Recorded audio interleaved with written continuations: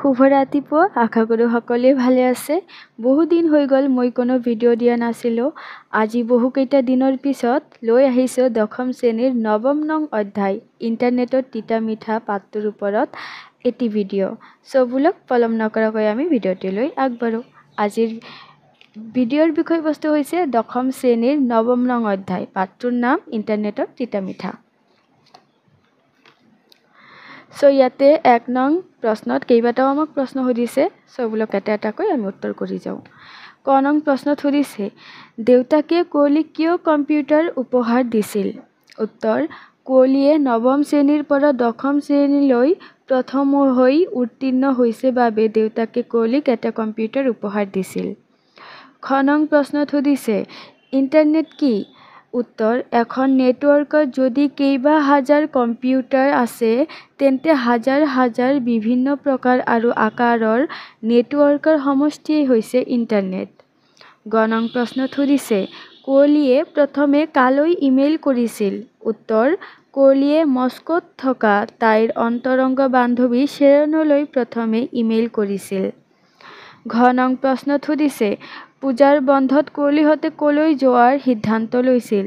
উত্তৰ পূজাৰ বন্ধত কুঁৱলীহঁতে দক্ষিণ ভাৰতৰ পিনে যোৱাৰ সিদ্ধান্ত লৈছিল। ঙ নং প্ৰশ্নত সুধিছে ভাইৰাছ কি? উত্তৰ ভাইৰাছ হৈছে এক ধ্বংসাত্মক অভিপ্ৰায়েৰে প্ৰস্তুত কৰা এক কম্পিউটাৰ প্ৰগ্ৰেম। 2 নং প্ৰশ্নত সুধিছে www বা ৱেব কি?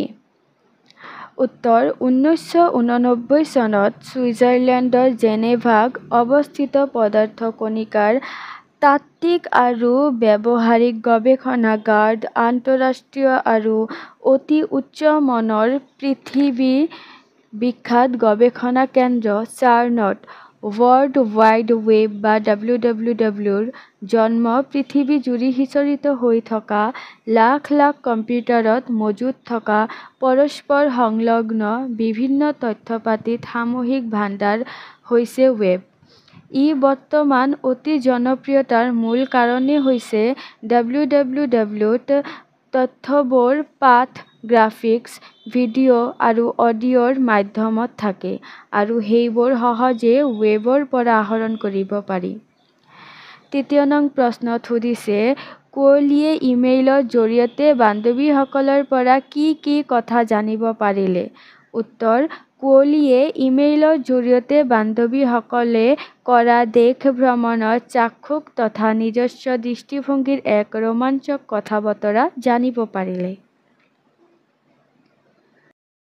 4 নং প্ৰশ্নত সুধিছে ইণ্টাৰনেটৰ সহায়ত কুঁৱলীয়ে কি কি নতুন অভিজ্ঞতা আহৰণ কৰিলে?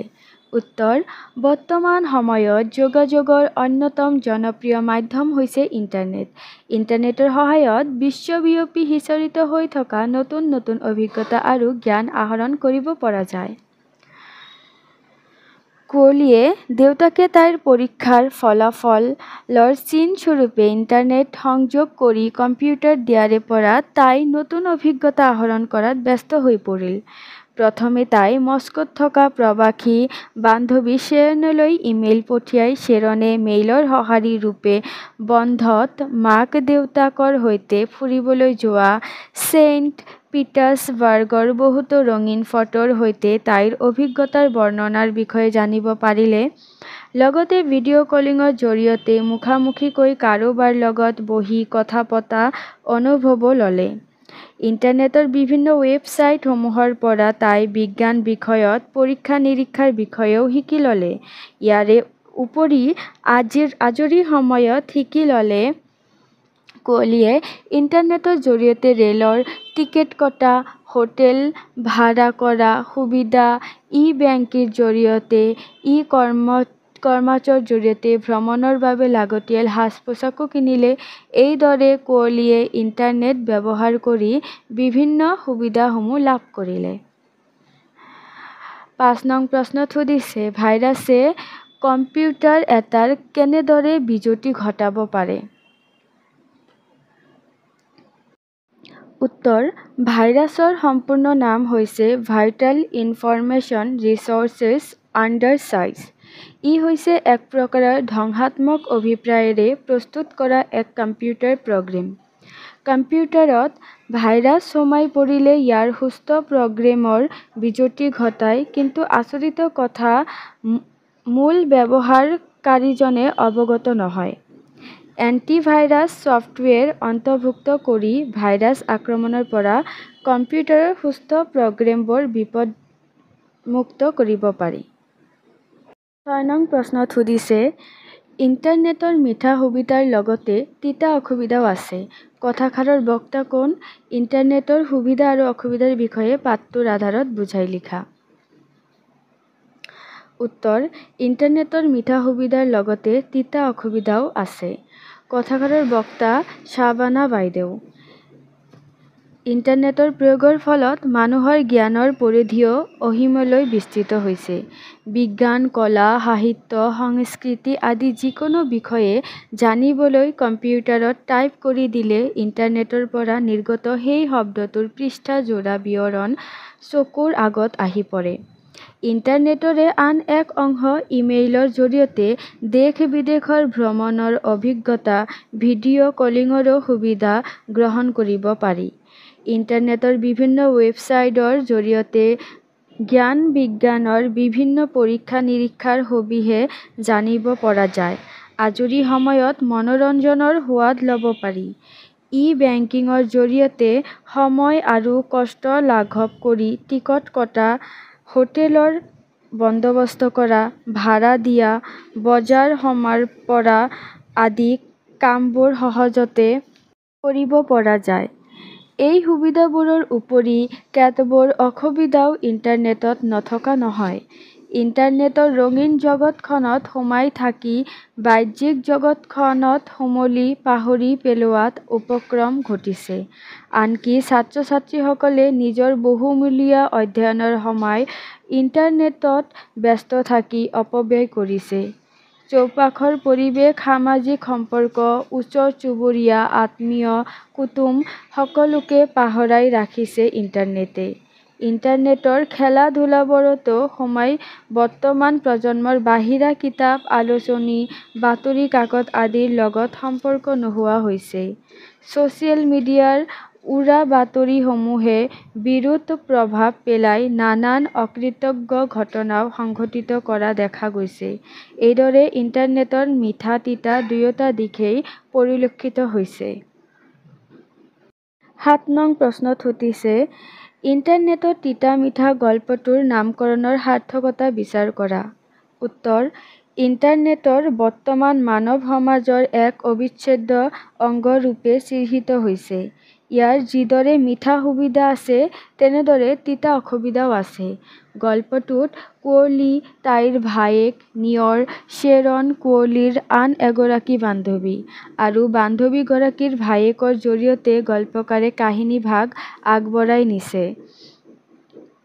দেউতাকে কুঁৱলীয়ে পৰীক্ষাত ভাল ফলাফল দেখুওৱাৰ বাবে ইণ্টাৰনেট সংযোগী কম্পিউটাৰ উপহাৰ দিছে, যাতে কুঁৱলীৰ জ্ঞানৰ পৰিধি অসীমলৈ বিস্তাৰিত কৰাৰ সুবিধা হয়। ইণ্টাৰনেট ব্যৱহাৰ কৰি তাই বিভিন্ন কথা আয়ত্ত কৰিছে। ইমেইল, ই-বেংকিংৰ পৰা আৰম্ভ কৰি কমাৰ্চৰ জৰিয়তে বহুতো মিঠা অভিজ্ঞতা লাভ কৰিছে। তাৰোপৰি বিভিন্ন ৱেবছাইট, পেজ, ব্ৰাউজাৰ আদিৰ বিষয়ে জানিবলৈ সক্ষম হৈছে। ইণ্টাৰনেটৰ মিঠাৰ লগতে তিতা অভিজ্ঞতাও আছে। ইয়াৰ ব্যৱহাৰ কৰি সকলে নিজৰ অজ্ঞতাৰে তাৰ ৰঙীন জগতখনৰ বহু ভিতৰলৈ প্ৰৱেশ কৰে। ফলত বাহিৰৰ বহু ভিতৰলৈ প্ৰৱেশ কৰাৰ ফলত বাহিৰৰ সকলো বস্তুৰ ক্ৰমাৎ কমি আহে। খোৱা-বোৱাৰ পৰা আৰম্ভ কৰি যোগাযোগ আৰু চোকা সকলোবোৰে সলনি হয়। ইণ্টাৰনেটত মনোনিৱেশ অধিক হোৱাৰ ফলত চৌপাশৰ পৰিৱেশৰ প্ৰতি গুৰুত্ব কমি আহে। ৮ নং প্ৰশ্নত সুধিছে, ইণ্টাৰনেটৰ অত্যাধিক ব্যৱহাৰে ছাত্ৰ-ছাত্ৰীৰ জীৱনত কেনে প্ৰভাৱ পেলাব পাৰে? পাঠটোৰ আধাৰত বুজাই লিখা। উত্তৰ বৰ্তমান সময়ত মানৱ জীৱনৰ এক অত্যাৱশ্যকীয় অংশ হৈছে ইণ্টাৰনেট। ছাত্ৰ ছাত্ৰীৰ শিক্ষাৰ ক্ষেত্ৰতো বৰ্তমান ই অতি প্ৰয়োজনীয় হিচাপে চিহ্নিত হৈছে, কিয়নো শিক্ষাৰ বিভিন্ন দিশত ইয়াৰ প্ৰয়োগ দেখিবলৈ পোৱা গৈছে। কিন্তু ইয়াৰ অত্যাধিক ব্যৱহাৰে ছাত্ৰ ছাত্ৰীৰ মনত নানা ধৰণৰ সমস্যাৰ সৃষ্টিও কৰিব পাৰে। ইণ্টাৰনেটৰ ৰঙীন জগতখনে ছাত্ৰ ছাত্ৰীসকলক সহজতে আকৰ্ষিত কৰে, আনকি বহুতো ইণ্টাৰনেটত খেলা-ধূলা খেলি নিজৰ বহুমূলীয়া সময় নষ্ট কৰে। চৌপাশৰ পৰিৱেশ, আত্মীয় স্বজন, ওচৰ চুবুৰীয়া সকলোৰে লগত সম্পৰ্ক কমি আহিবলৈ ধৰে। কল্পনা ৰঙীন তথা অবাস্তৱ জগতখনৰ উঠি ভাহি দৈনন্দিন জীৱনৰ আৱশ্যকীয় সকলো দিশতে অনমন্য হৈ পৰে।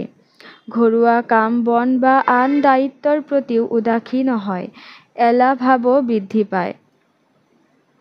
ইণ্টাৰনেটৰ মাত্ৰাধিক ব্যৱহাৰৰ ফলত শাৰীৰিক বিসংগতিও দেখা দিয়ে। বাহিৰা কিতাপ পত্ৰ, আলোচনী, বাতৰি কাকত আদিৰ লগত সম্পৰ্ক নোহোৱা হয়।